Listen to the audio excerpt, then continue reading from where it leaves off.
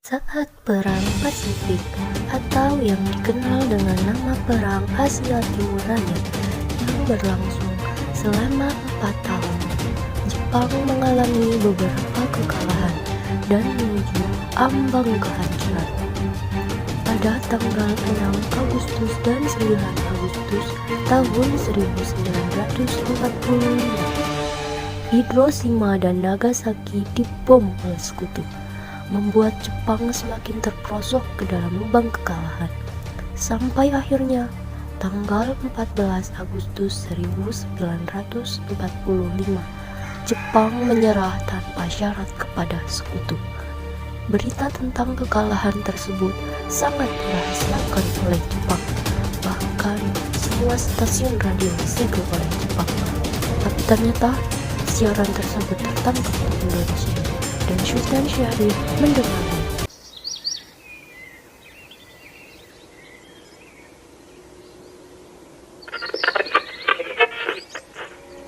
Till the end of time. The worst news of the defeat of Japan was surrendered unconditionally to the Allies. One of the reasons was the bombing of Hiroshima and Nagasaki on August 6 and 1945 by the Allies. As a result, Japan lost most of its troops and troops. Bung Hatta, bagaimana dengan kemerdekaan kita?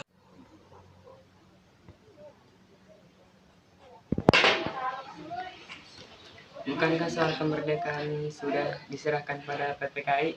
Tapi menurut saya sebaiknya kemerdekaan segera dilaksanakan tanpa melalui PPKI. Bung Syair berkata seperti itu. PPKI adalah bentukan Jepang. Jika kita merdeka melalui PPKI, sekutu akan menganggap Indonesia buatan Jepang. Sebaiknya kita segera memproklamasikan kemerdekaan atas nama bangsa Indonesia selagi kita dalam masa vacuum of power. Saya mendengar dari radio bahwa Jepang telah menyerah pada sekutu. Itu artinya Indonesia sedang berada dalam kekosongan kekuasaan. Jadi ini adalah kesempatan yang baik untuk kita memproklamasikan kemerdekaan sebelum sekutu datang. Keesokan harinya, pada tanggal 15 Agustus 1945, pukul 10 malam, Sultan Syahrir dan Bung Hatta beserta pemuda lainnya mendatangi kediaman Soekarno di Jalan Pegangsaan Timur nomor 56 Jakarta dengan maksud agar Soekarno segera memproklamasikan kemerdekaan Indonesia. Namun, Bung Karno merasa tidak berhak memproklamasikan kemerdekaan karena menurut Bung Karno yang berhak untuk memproklamasikan kemerdekaan adalah PPKI. Mendengar kekalahan Jepang atas sekutu dari radio televisi London di Bandung. Hari itu kami dari golongan muda mengadakan rapat tadi siang dan hasilnya setuju agar Bung Karno dan Bung Hatta segera menyusun kemerdekaan Indonesia. Tidak dapat begitu saja memproklamasikan kemerdekaan, kita harus membicarakan rapat PPKI. Percaya PPKI karena PPKI dibentukkan Jepang dan kemerdekaan Indonesia bukanlah dari bangsa lain, melainkan dari bangsa kita sendiri. Itu kita seharusnya tetap membicarakannya dengan PPKI karena tugas PPKI adalah mempersiapkan kemerdekaan. Menunggu janji Jepang untuk memproklamasikan kemerdekaan Indonesia. Kita bisa kita harus memproklamasikan kemerdekaan kita sendiri. Segera merebut kekuasaan, Bung. Kita kobarkan revolusi. Mempertaruhkan jiwa kami, Bung. Jika Bung Karno tidak bertindak cepat, maka akan ada pertumpahan darah dan pembunuhan besar-besaran esok hari. Ini batang leherku. Setelah saya ke pojok itu dan potonglah leherku malam ini juga. Kamu tidak usah menunggu esok hari.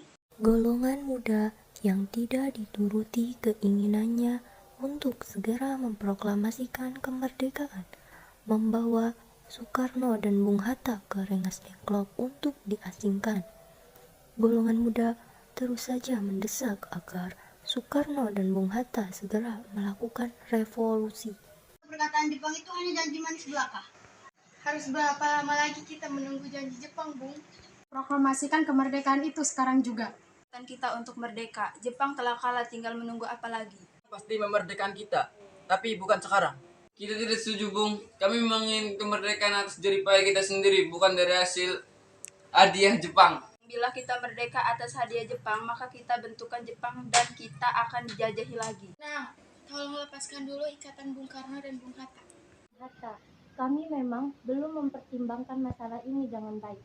Tapi saya yakin kita dapat bangkit dan memanfaatkan kesempatan ini tidak akan datang kedua kali. Kita akan memproklamasikan kemerdekaan ini. Pada tanggal 17 Agustus 1945 dini hari, saat semua orang sibuk mempersiapkan proklamasi kemerdekaan, Soekarno meminta Fatmawati untuk menjahit bendera merah putih yang akan dikibarkan setelah proklamasi.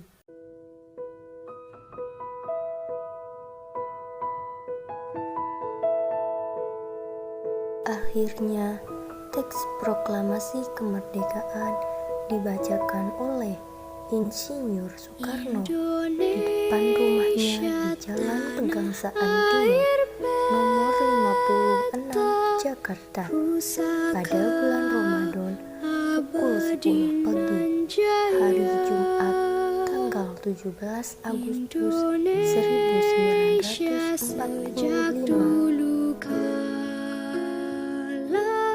Tetap dipuja-puja bangsa, di sana tempat lahir beta, dibuai dibesarkan bunda, tempat